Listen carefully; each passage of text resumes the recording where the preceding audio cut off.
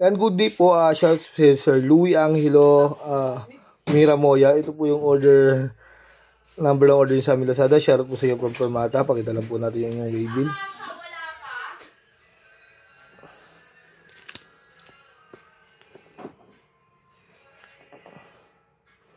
Nganit ko order yung Tank G.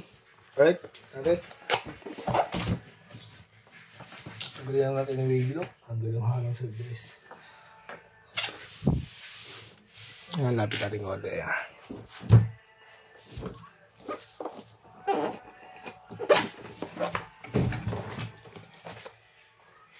User's manual. AUX cord. Charger cord type C. Ito yung unit. Oh my God. Ibang iba, di tayo pareho. Yung mga troops ko naka-blue bandera. Saksakan na XLR. On na natin. USB charger type C, output jack, earphone, huwag siyang record sa phone, input jack. Natin. Kung gusto nyo mag-tuner, hold lang. Tapos na kayo mag-tuner. Kung gusto nyo mag-save, hold. Pindot tayo sa kanya, noise gate. Ayan, save natin. Hold lang, tapos pindot ng isa, nakasave na yan. Kung anong ginawa natin dito, pwede nyo rin pong gawin dito kung kayo ay mag-save ng mga bawat reverb, delay, chorus, distortion. Ayan, naka-default setting pa to. Ayan, patay na natin.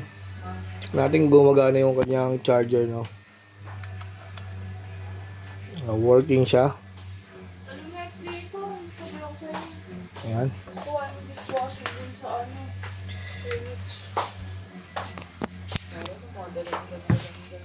Sino tama eh?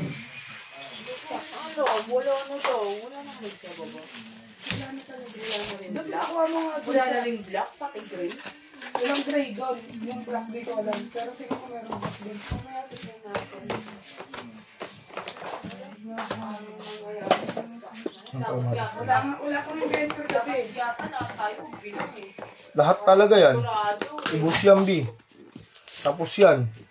Hindi yan naabot ng kalahat ng isang buong araw. Kasi pag nag-inventory tayo. Ibig sabihin kailangan na tayo magbilang. Kasi kapag lagi wala.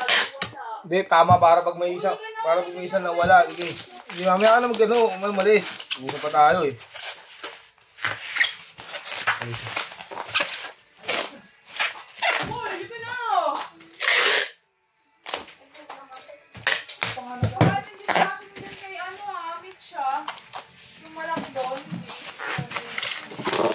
Naubasin eh.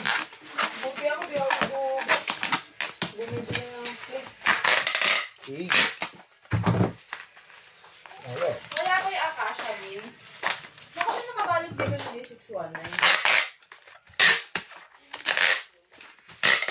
Ano nga yung D619 na nakabalot? Ay, D619. Walang visits ko na yun dyan.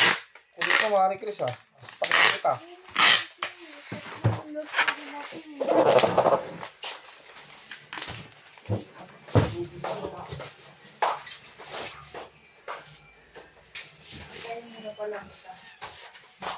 Bago ako bumaba.